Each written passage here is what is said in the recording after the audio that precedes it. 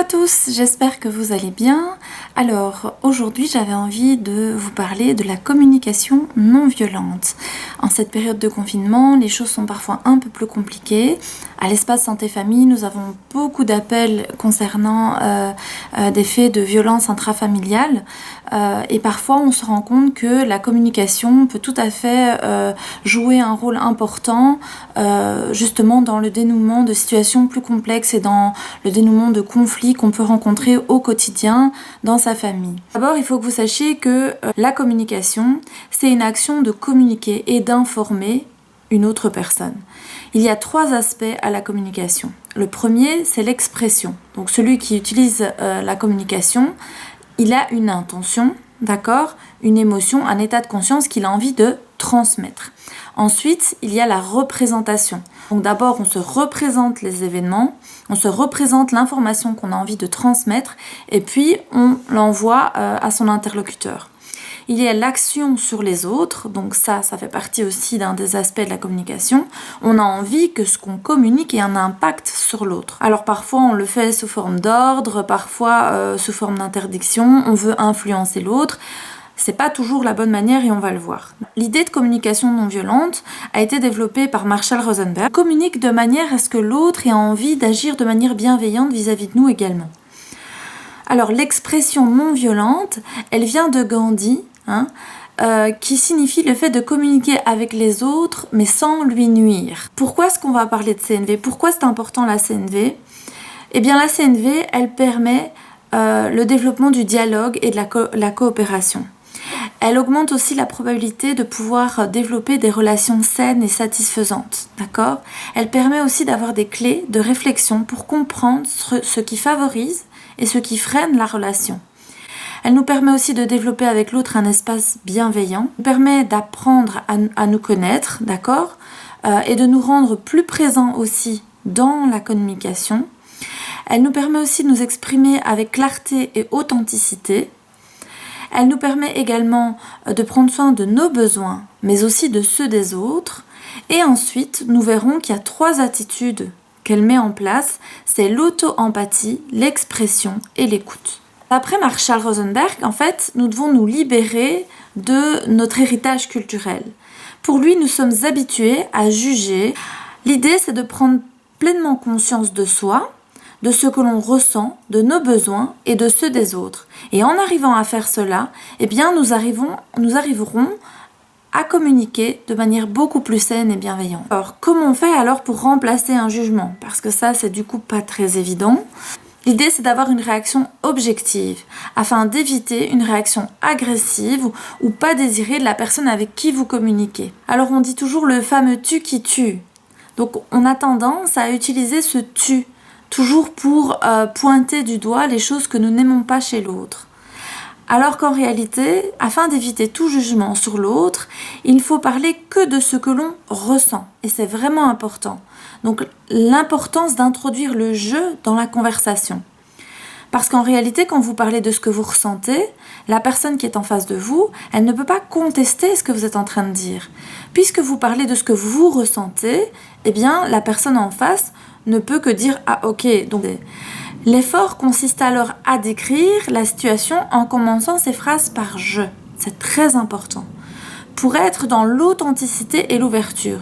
Je ressens ceci, j'ai besoin de ceci. La CNV, elle porte son attention sur 4 points qui se situent de l'écoute à l'expression. D'accord? Donc, il y a l'observation, les sentiments et les attitudes, le besoin et la demande. Alors, l'observation, c'est être capable de décrire une situation en termes d'observation, mais de manière neutre. Ça veut dire quoi? Ça veut dire en fait que vous devez décrire les faits tels qu'ils sont, sans exagération, la plus neutre possible. Ensuite, il faut pouvoir identifier et exprimer les sentiments et attitudes suscités par la situation. J'ai observé un fait et ce fait a suscité en moi, je ne me suis pas senti bien par rapport à cette situation, par rapport à ce fait. Donc c'est vraiment important de pouvoir verbaliser cela. Il y a aussi en termes de besoins, clarifier et formuler les besoins qui en découlent. Donc c'est important de pouvoir dire « j'ai observé ceci, je me sens comme cela et j'ai besoin de ceci pour aller mieux. Au niveau de la demande, il faut pouvoir exprimer une demande, mais pas une exigence. Attention, lorsque l'on souhaite une action, il faut respecter certains critères. Il faut respecter, qu'il soit réalisable, qu'il soit concret, qu'il soit précis et qu'il soit formulé positivement. C'est très important. Le fait que la demande soit accompagnée d'une formulation des besoins, eh bien, ça la rend négociable. Ça veut dire que, à partir du moment où vous parlez en jeu, vous parlez de vos besoins, vous en parlez positivement, en disant réellement, concrètement, quels sont vos besoins et que ceux-ci sont réalisables dans l'instant présent, eh bien, vous rendez la possibilité d'une négociation autour de ce besoin. Il n'y a pas vraiment d'importance dans l'ordre des actions que je viens de citer. L'important, c'est d'utiliser les 4 points lorsque vous communiquez. Pour une auto-empathie et une expression authentique, il est important d'exprimer avec clarté ce que l'on désire, d'accord ? Donc, on observe, comme je viens de vous expliquer, on exprime le sentiment, on exprime ses sentiments par rapport à ce que nous avons observé, on verbalise de manière positive ses besoins, j'aspire à, j'ai besoin de ceci, et on demande, qu'est-ce que ça te fait quand je dis ceci ? Est-ce que tu es d'accord avec cela ? La personne en face, vous allez susciter son empathie. Vous allez susciter l'empathie chez l'autre en formulant vos demandes de cette manière. Alors, en recevant cette empathie, la personne ne reçoit aucune critique ni exigence. Sans recevoir de critique et d'exigence, la personne peut en effet, à son tour, formuler les choses de la même manière que celle dont vous lui avez présenté, c'est-à-dire avec non-jugement et bienveillance. Par notre attitude, nous allons susciter l'attitude de l'autre, une attitude bienveillante en réponse à ce que nous venons de faire. Il faut que vous compreniez qu'il faut d'abord avoir une certaine auto-empathie. Donc il faut que vous arriviez à avoir cet amour pour vous-même, cette compréhension de vous-même avant de pouvoir la communiquer aux autres. Faut d'abord s'offrir à soi-même ce que l'on voudrait recevoir des autres. Qu'est-ce que vous aimeriez par exemple changer vis-à-vis de vous-même ? Comment vous sentiriez-vous si vous aviez changé ce comportement dans cette relation par rapport à vous-même ? C'est toutes des questions qui sont très importantes à se poser lorsque l'on veut utiliser la communication non violente. Par exemple, vous pourriez essayer de comprendre et de noter ce que vous aimeriez changer dans vos relations. Comment vous vous sentiriez si vous arriviez à changer ceci dans vos relations ? Donc c'est vraiment important d'apprendre à s'observer. Plus vous arriverez à vous observer, plus vous arriverez à essayer de comprendre qu'est-ce que vous avez envie de mettre en place pour changer la relation. Mais plus vous vous connaissez, plus vous saurez comment communiquer différemment. D'accord ? Alors, je vous donne un exemple. Par exemple, vous avez un jeune qui n'a pas rangé son bol. Vous allez lui dire « ton bol est sale, ramasse-le ». Le jeune va par exemple vous répondre « ouais, ça va, c'est bon, d'habitude c'est toi qui fais le ménage, je vois pas pourquoi tu veux pas ramasser ce bol ». Si vous utilisez la CNV, vous pourriez reformuler. Donc observer un fait, exprimer ses sentiments, ensuite exprimer ses besoins par rapport à son ressenti, et puis formuler la demande. D'accord ? Donc on est dans ces 4 épisodes-là. Il y a un fait, j'aimerais utiliser l'évier. Le jeune a laissé traîner son bol, donc j'aimerais utiliser l'évier. Est-ce que tu peux nettoyer ton bol, s'il te plaît ? D'accord ? Ici, le jeune va comprendre, ah bah oui, il y a une utilité, il faut utiliser l'évier. Et donc, le fait est que j'ai laissé traîner mon bol dans l'évier, maman ne sait pas utiliser l'évier, d'accord ? Est-ce que tu peux le nettoyer, s'il te plaît ? Ok, pas de problème. Donc, il y a vraiment le fait de formuler une demande, d'arriver à formuler une demande qui soit bienveillante et qui explique aussi pourquoi et le ressenti. Alors je me doute bien que ça prend du temps et que certains d'entre vous vont se dire oui mais bon, faut pas exagérer, si je dois calculer tout ça dans ma tête avant de communiquer, eh bien si vous prenez l'habitude de communiquer comme ça, eh bien vous verrez qu'au fur et à mesure vous le ferez de manière naturelle. Le souci c'est qu'on a vraiment tendance à garder de mauvaises habitudes de parler en tu et en injonction. C'est vraiment quelque chose qui est néfaste pour la communication et pour en retour de pouvoir recevoir une attitude bienveillante de notre interlocuteur. Ce qui est important aussi, c'est de savoir comment nous fonctionnons dans nos relations, comme je vous l'ai dit, pouvoir retrouver ses capacités lorsque nous en sommes coupés. Ça veut dire quoi? Ça veut dire que lorsque, par exemple, vous vous sentez dans une situation de détresse, il faut que vous arriviez à penser à des choses positives qui vont vous permettre de vous sentir mieux parce que vous vous raccrochez à des idées positives. Et c'est vraiment important de pouvoir s'identifier au travers de ces adjectifs. Il faut que vous compreniez qu'il y a une différence entre la violence et le conflit. Le conflit, il est utile à la vie. Il permet la créativité, l'innovation, l'évolution. Lorsqu'on est en conflit, c'est une manière de montrer qu'il y a un désaccord, d'accord? On est dans une situation où au moins 2 besoins ne sont pas satisfaits. Donc, la nôtre et celle de la personne en face. Dans l'héritage familial, parfois, on voit que la manière de communiquer, elle ne passe que par le conflit. Donc c'est important, encore une fois, je le répète, de se connaître soi-même et de comprendre et d'identifier qu'il y a des choses qui nous appartiennent et qui font partie de notre héritage. Parfois, j'ai des parents qui me disent « Oui, mon enfant n'arrête pas de crier », mais à la maison, ça ne fait que crier.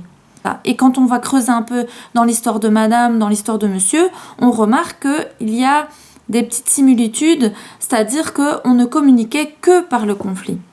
Alors, la violence, elle peut naître d'un conflit qui dégénère. La violence, c'est quelque chose qui se propage et qui détruit la vie. C'est le stade où on n'arrive plus à communiquer, où il n'y a plus assez de mots, où on n'entend plus le besoin de l'autre et où justement on passe à l'acte physiquement ou psychologiquement parce qu'on n'arrive plus à faire comprendre ses besoins. Alors que le conflit, il met juste un stop là où, quelque part, c'est trop pour moi, ou ça non, moi je supporte pas, j'aime pas ça. D'accord, donc on peut être en désaccord vis-à-vis de certaines choses. Évidemment que la communication non violente, ce n'est pas un peu bisounours, voilà, je suis d'accord avec tout le monde, et peace and love, et j'étouffe mes ressentis. C'est pas du tout ça la communication non violente. Il peut y avoir des conflits, et dans la communication non violente, il peut y avoir des désaccords. Il n'y a aucun souci avec ça. Au contraire, c'est constructeur de quelque chose de meilleur, parce qu'après avoir négocié, chacun des 2 interlocuteurs est satisfait. Il faut pouvoir désamorcer le conflit avant d'atteindre les limites de chacun. Lorsqu'on atteint les limites, c'est là que ça peut dégénérer et c'est là que ça peut amener à la violence. Donc c'est vraiment important de pouvoir respecter les limites de l'autre, et évidemment qu'on veut tous gagner quand on négocie. L'idée, c'est en fait de trouver une solution dans laquelle chacun est d'accord et chacun va faire un pas et s'adapter vis-à-vis de l'autre pour négocier, pour trouver quelque chose qui convient à chacun. La communication non violente, elle va nous permettre d'avoir la bonne attitude, même dans des conflits qui sont très compliqués, et ça va vraiment permettre de dénouer le conflit et d'arriver à une solution négociable qui est adaptée à chacun d'entre vous. Lorsque la CNV ne fonctionne pas, ça veut dire que vous n'êtes plus dans l'estime et le respect de l'autre. Marshall Rosenberg, il disait, on a le choix entre vouloir avoir raison et être heureux. Et les 2 ne sont pas toujours forcément possibles. Il faut aussi pouvoir parfois lâcher un petit peu, lâcher prise. Et particulièrement lorsque on oublie de s'exprimer avec sincérité. La sincérité, l'écoute et l'empathie, c'est vraiment important. Tout à l'heure, quand je vous disais, c'est important de communiquer des faits de manière neutre, de décrire les faits de manière neutre. Pourquoi ? Parce qu'en réalité, si vous êtes dans l'exagération autour de votre description des faits, l'autre personne va se sentir abusée, il va y avoir une perte de confiance et la communication ne pourra pas passer. Je vous conseille de vous fournir le livre de Françoise Keller, qui est un très bel ouvrage. Il y a plein de livres qui existent sur la communication non violente, ça ne peut être qu'un plus dans une bibliothèque. J'espère que ce petit résumé sur la communication non violente vous sera bénéfique, que vous pourrez éventuellement participer à l'une ou l'autre formation, conférence qui se déroule à l'espace santé-famille sur le sujet. Normalement, elle devrait reprendre après le déconfinement. L'espace santé-famille se tient à votre disposition pour répondre à vos questions.